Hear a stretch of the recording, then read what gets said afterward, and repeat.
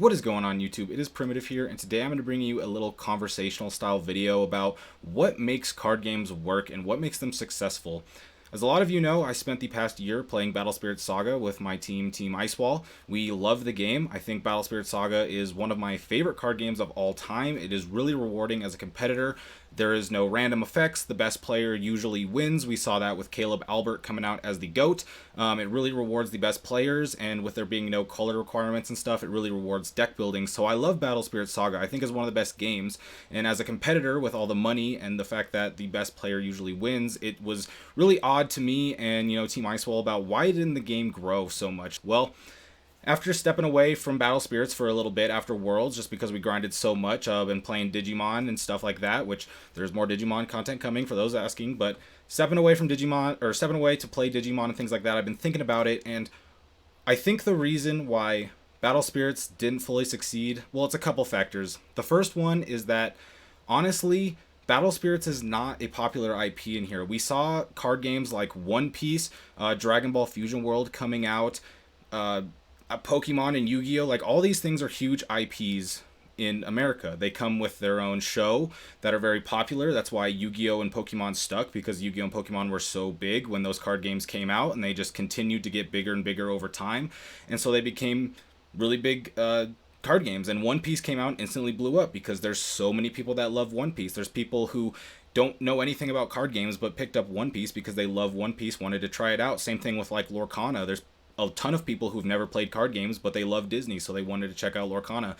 This is a big factor in making games successful. I think the fact that very little people knew about Battle Spirits when it came out in 2009, like myself, means that the IP is nothing to you. You don't know anything about it. It's just a brand new world that you've never experienced, and that could be a little bit jarring when getting into a card game because you have to pay a lot of money and you might not have the attachment to the cards and such. Now, I don't know a ton about Battle Spirits. I played the game back in 2009. I watched the first couple seasons of the Japanese anime. I'm a big fan of it, but it's not like Digimon or Pokemon where it's something I grew up with every single day. It was a part of my life, and I think that's a big thing for a lot of other people. Nobody really grew up with Battle Spirits, so when it first came out, it wasn't like, oh, I need to get on into this because I love this. But people with One Piece and Lorcana, Digimon, whatever, these are things where, oh, I love this IP, and so at worst I want to collect the cards, or I'll go to my local scene and try it out, maybe start enjoying the game and start playing more locals and whatnot. And so I think that was a really big thing. But there's one thing that I think is really important onto what hindered Battle Spirit's success, and that is the fact that it is too skill-based. Skill-based in quotations, because it's a card game. It's knowledge-based. It's too knowledge-based, meaning that whoever has more knowledge in the game is usually going to win more. Somebody like myself, Team Icewall, Team True Duelist, these players are people who put a lot of time into the game and are able to play against the best and beat them because they have really good knowledge. It rewards them in deck building and things like that. And so somebody who started playing Battle Spirit Saga 2 weeks ago doesn't really have too much of a shot of beating these type of players, even if you have a really good matchup. Something like Digimon, for example, I talked about this in a video before, but like in the 2022 Nationals, I played Beelstarmon when I was planning to play Security Control, just because if somebody played Black or Greymon and just went for the obvious line, I would lose even if they just started playing like a couple weeks ago, because it's just the matchup was so bad. And that's not necessarily a bad thing. Not every card game needs to be like that, but it's one of those things where in Battle Spirits that's not the case. Like, somebody who just started playing isn't going to win. That means if you have a locals that has a lot of really good players and you're just now starting to learn how to play and you might not have all the cards that you need either, it's going to take you a long time to start really succeeding at the game. Our locals we kind of saw die out, and that's kind of Team Icewall's fault to a degree, because every single week that we went to locals, we'd go to locals 1 to 2 times a week. It was always Team Icewall finals. There was maybe 1 or 2 times where we played each other enough in the early rounds to where only one of us made finals, but for the most part, if the 4 of us showed up to a 12-man event, 2 of us usually made locals, and that's not really motivating for other people because they start to feel like they don't have a chance to win. That was a thing where talking to some of my local players that stopped playing the game, that played it before, why did you stop playing? Well, I don't have the time to get as good at this game as I need to be able to have the fun that I want, because when you're playing a card game, it is a commitment. You're committing money, you're committing time, you are driving to locals, or you are playing webcam games or whatever. You are committing resources and time and money, gas or whatever. And if you are committing these things just to always go 1-3 at locals, then it's not really that fun, and that's going to drive away players. And it's something that's really good in my mind. I think it's something that's great, but for players that are just wanting to have fun, well, losing's not that fun. Winning's way more fun. So if they're going to play to have fun, they want to play something that they're going to have fun with. And Digimon, I'll just use Digimon as an example because I'm most knowledgeable in Digimon compared to like other Bandai games and stuff. In Digimon, it's a game where if you are a better player, you will usually win a lot of the times. There are times where you just hit like auto loss matchups to where as long as your opponent knows how to do the right like one play, then it's usually hard to get.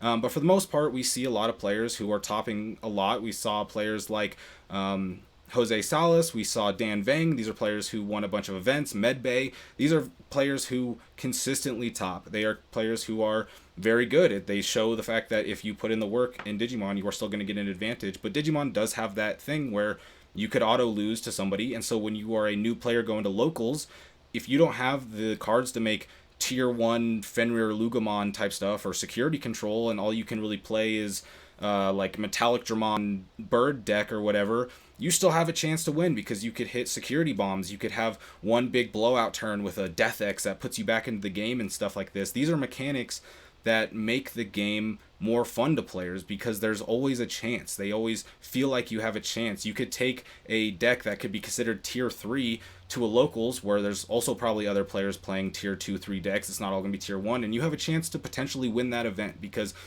you always have a chance to get back into the game. In Battle Spirits, if you start to fall behind, it's really hard to win the game. There's not a lot of cards that are comeback mechanics. There's Curse Dragon Baculus, which can clear board. There's Double Heart, so that way you can get through Ice Shield. There's things that you can hit your opponent with that kind of surprise them or kind of get you back into the game. But if your opponent has 5 life and you have 2 life and no Ice Shield and you have 4 cards in hand, it's just there's not really a mechanic. In Digimon, you can go, okay, I'm losing this game right now, but if they hit Heaven's Judgment off this top security check, I'm back in it because then I can pop their Azulong Ace and Overflow to come back and then promote and whatever, right? It gives you this mechanic, and that makes the game a lot more fun. Now, it does lower the skill of the game because there is a thing where you could be the best player in the game and you just hit 4 ultimate flares and security when you're playing a stack deck or whatever. You're playing security control and you just hit Degrade into Hell Scythe into Wyvern's Breath into whatever. These are things that can just happen, and it doesn't matter how good of a player you are, you just can't get out of it. So it does lower the skill of the game, which can make it less consistent for there to be a best player in the world type thing, as there would be in Battle Spirits, but it makes the game more enjoyable for the mass of the community, and that's something that Battle Spirits just lacked. It's too hard. It's a very hard game to play. I don't want to go far as to say that Battle Spirits is too hard for the general public, but I think it's too hard for, like, anybody could get good at Battle Spirits, obviously. It's just one of those things where if you don't have a attachment to Battle Spirits, like I talked about with the IP stuff, then why would you want to keep going to locals to losing? Like, when I started playing Digimon, I went 0-4 at my first locals, and then I went 2-2 at my next locals because I had a chance. I went to my first locals. I started playing the game the day before, so I didn't have too much. I was playing a jamming recovery deck, which makes no sense, but I didn't understand. I didn't even know at that locals that you drew for Digivolution, right? So I was very new. But then at my next locals, when I started learning the game more, I went 2-2 because I was playing Shine Greymon, and Shine Greymon was just one of those things where even if I was losing, I just promote out Shine Greymon, tap like 7 Tamers, your board's gone, and I just start swinging in, and it gives me a chance. And so that's what really brought Digimon into me, for me, because I felt like I was improving really fast, when in reality I think it's just a game that allows you to be creative and allows you to play what you want to play and still potentially succeed. And the last thing that I want to touch on, as far as something I think Battle Spirit Saga could have done a lot better, was keeping up the advertisement. I think Bandai does really well in advertising a lot of their other games. I think Dragon Ball is a game that was advertised very well. One Piece was advertised very well. It got their own like shops, which is a big advertisement in itself. I think Battle Spirits was a game that got a lot of advertisement at the beginning. There was obviously the big $1 million announcement. There there was like a YouTube or Twitch ad, maybe both, and so there was some advertisement at the beginning, and we got some weird advertisements. Like we got ZD who got a collab card. Moist Critical made a video about it.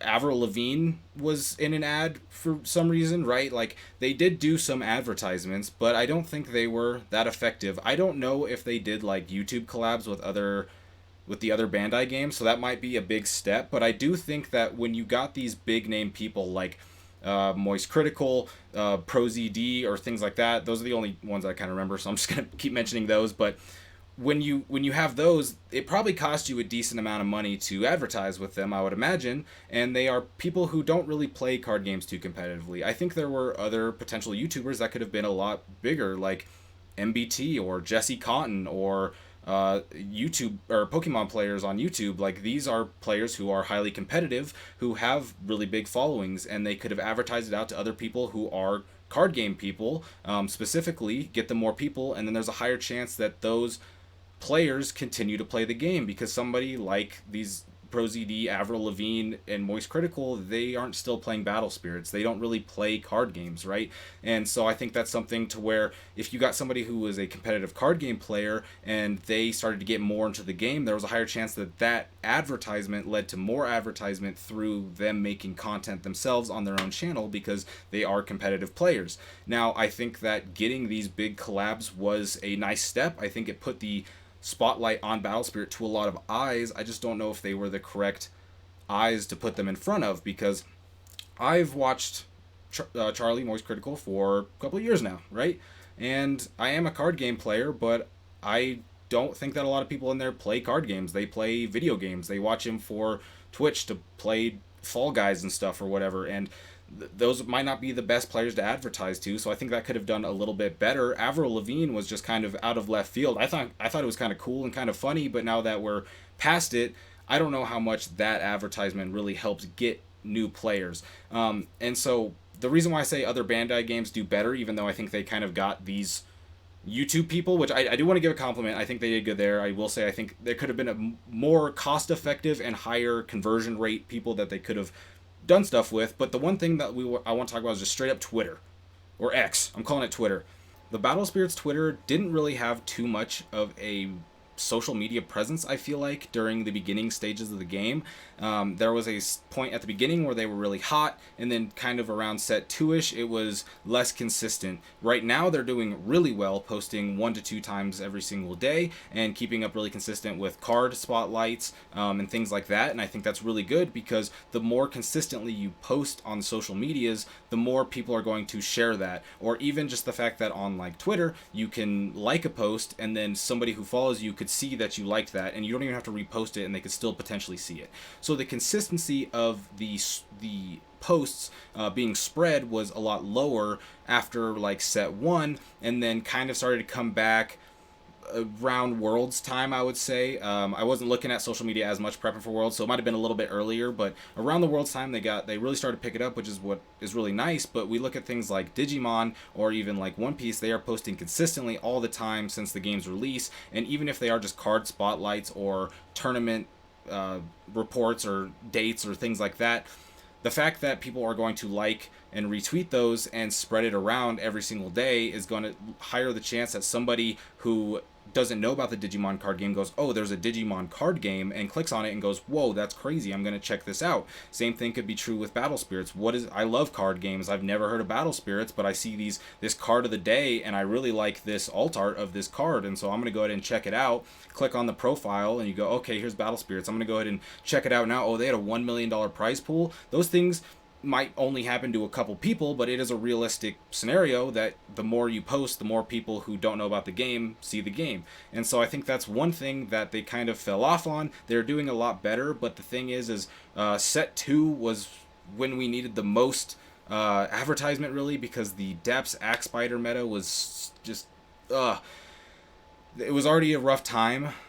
It was losing players, so like not really showing it to new players is something that kind of took a big dip in set 2. Like I literally stepped away during set 2 after Ohio. One, because I did terrible and I was just like, I'm trash at this game, but also because Depths Axe Spider was just not there was nothing there. And so it's like at a time when you're losing players, you got to try and like recoup players, right? And I think social media is the mecca of advertisement a lot of the way. Sure, there's TV and stuff, but when it comes to like TV, that's for general public. That's the casual 9 to 5er, right? When it comes to card games that aren't Pokemon and Yu-Gi-Oh and stuff, if it's Battle Spirits, those people don't know it, right? So social media is going to kind of be your main place to go for that. The main reason that this hit me is because I was at a Digimon Locals 3 days ago, and at that Locals, I was talking to one of my friends, and he was asking me about Battle Spirits. And next to us was two other players who I don't know too well, but they were friends with the person I was talking to, and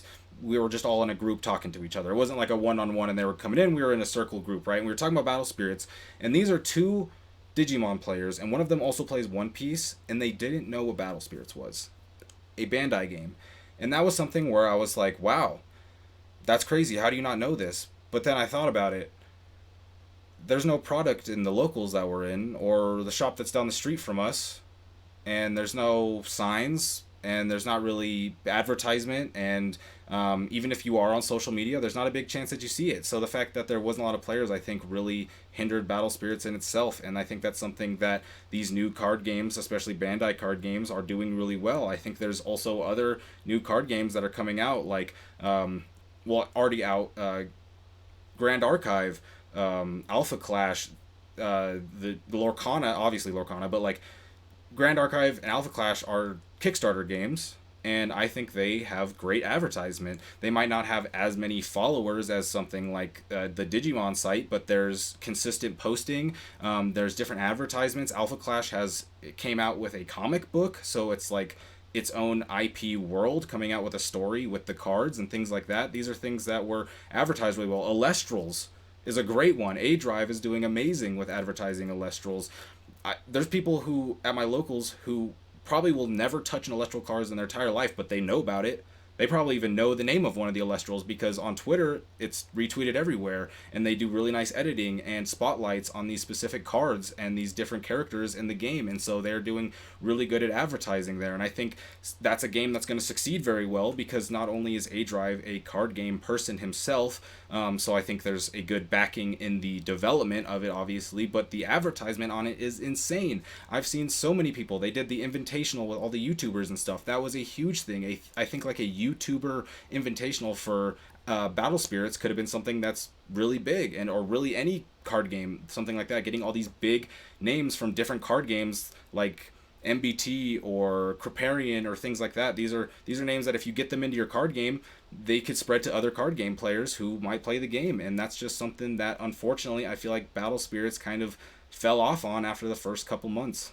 But this video went way longer than I expected. I thought when I started filming this, I was just kind of chilling, and I was like, you know what, I kind of want to talk about this for a little bit and get some conversation going with you all, and I want to know what you guys think about this and my kind of thoughts that I've been thinking about Battle Spirits and just all these new card games coming out in general and what's making some succeed and what don't. So I'll probably cut it off here. I think that's really all the things I wanted to say. Maybe there's a couple other small intricate things. I think those were the three main things that really are what hindered the player base of Battle Spirits Saga. But anyway, new Digimon video coming out tomorrow, so check that out. It's something that a couple people have requested me make since I've been coming back into the game, so I'm excited to do that. It was a very fun video, so be sure to check that out tomorrow. But with that being said, I'll catch you all next time.